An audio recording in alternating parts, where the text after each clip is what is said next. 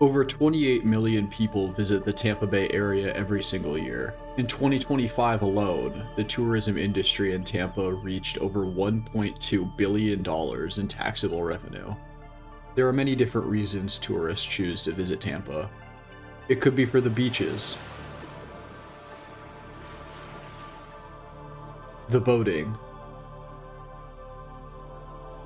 Some even come to see the wildlife you can only find here, with manatees in particular being famous among visitors and locals alike.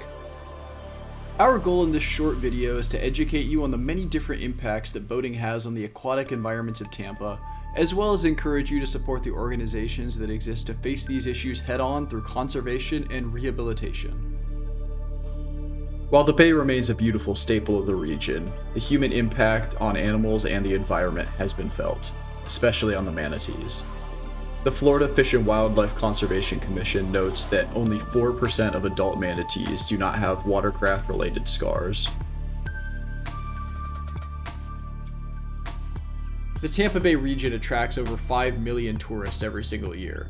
The bay itself is only 11 feet deep, and many of these tourists choose to use boating as a primary water activity. However, it is this activity of boating that causes immense damage to manatees and their habitats. Even beyond direct boat strikes, the environmental impact and the threat boats have on manatees and their native environments cannot be understated. In a 2024 study, Sage Journals found that boat moorings can cause significant physical disturbance to seagrass beds and other aquatic environments, resulting in the loss of vegetation and the formation of bare patches in the sediment. Overall, poor boating habits can have a lasting impact on the health and safety of aquatic plants and animals. Manatees for one, but dolphins and sea turtles are also susceptible to the impacts from boat propellers, wakes, and waste thrown over the side of boats. However, with all this being said, it should be noted that many of the issues caused on the environment by boating is due to irresponsible boating practices. While there are many negative impacts of boating on marine life and marine habitats, there are many responsible boating practices that can help alleviate these challenges that we face in Florida. By following the signs posted in no wake zones and ensuring that there is no anchor dragging in zones with coral reefs or seagrass heavy areas, we can protect the environments that are so crucial to our marine life. Yet even with the diligence of individuals, it would be impossible to conserve the bay without the many organizations that work tirelessly to ensure its future. There are many Florida organizations that work to understand and curb human impact on our aquatic environments and sea life. Yet among the most prominent is a Sarasota-based aquarium called Mote Marine. Mote Marine Sea Labs is a leader in marine research, conservation, and animal rehabilitation in the region. Their mission is the advancement of marine and environmental sciences leading to new discoveries, revitalization, sustainability, and greater public understanding of our oceans through innovative research, education, and outreach. We were fortunate enough to speak to Jordan Collis, who has worked closely with Mote Marine throughout her education as a marine veterinarian. Could you tell us a little bit about what you do for conservation or what you've worked in the field? Yeah, absolutely. So my name is Jordan Collis. I'm a Tampa area native. I've lived there pretty much my whole life, just south of Tampa Bay. I got my bachelor's in biology with a focus in marine and estuarine ecology from the University of Central Florida. I graduated in 2024. During college, I did a variety of work in the marine field. I worked for Mote Marine Laboratory down in Sarasota, Florida, with their strandings investigation program. So a lot of sea turtle and manatee necropsy and conservation work. And then I did marine mammal rehab up in Seward, Alaska. So kind of a different climate than what we're used to. And I worked for the Coastal and Estuarine Ecology Lab at the University of Central Florida. So I was an estuarine ecologist. And now I'm in veterinary school pursuing being an aquatic animal veterinarian. So Gotcha. Been in it a while. Nice. So what would you say, like, specific actions, I don't know how familiar you are with like the Tampa Bay area, but specific actions that organizations like Mote take or any other organizations take to protect those areas and habitats? Yeah, it's definitely a multi-organization effort, right, to try and conserve our natural waterways. It's a lot of collaboration between places like Mote Marine Lab, Clearwater Aquarium, Florida Aquarium, government agencies like Fish and Wildlife, And then places like the Marine Mammal Path Center. So we have a pathology lab that does investigative work on animals that may have been hit by boats. And then there's independent researchers as well from institutions like the University of South Florida, New College of Florida, places like that, doing research on kind of the smaller aspects that people don't always think of. So our seagrass, our oyster beds, our mangrove islands, things like that, that are just as important, but don't always get as much publicity and as much thought from the public as our manatees, our dolphins, our sea turtles. But effective conservation means looking at every layer of these ecological systems. And so it takes a lot of different people working together and then advocating for change. And that's where we see things like boating zones, no swim zones, no wake zones, impacting where we build things like bridges. All of that stuff takes a lot of different people in a lot of different fields. So, in your experience, what would you say are the biggest human-related threats to manatees in whether that be Tampa Bay or just in Florida in general? What would you say would like the human impact affects them the most? Yeah.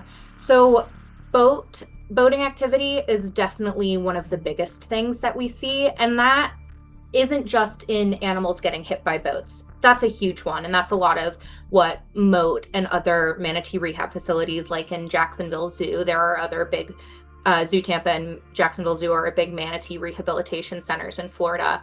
Moat, we can do necropsies, and there's a path lab in St. Pete that can also do necropsies. But it's not just getting hit by boats, which is a huge thing. We also look at things like boats create a lot of noise, and that can affect where animals want to hang out. So it can affect natural grazing patterns and mating areas and things like that.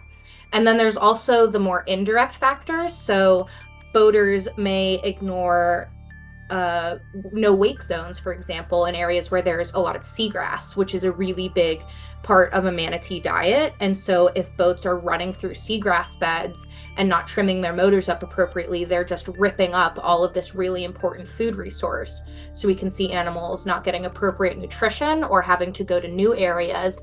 And then we can see the same problems kind of arising from too many animals in one place. Gotcha. And so boat strikes are a really big one, but there's also all of those other indirect factors as well. So what would you say are some responsible boating practices that people can practice to help to protect these environments? Great question.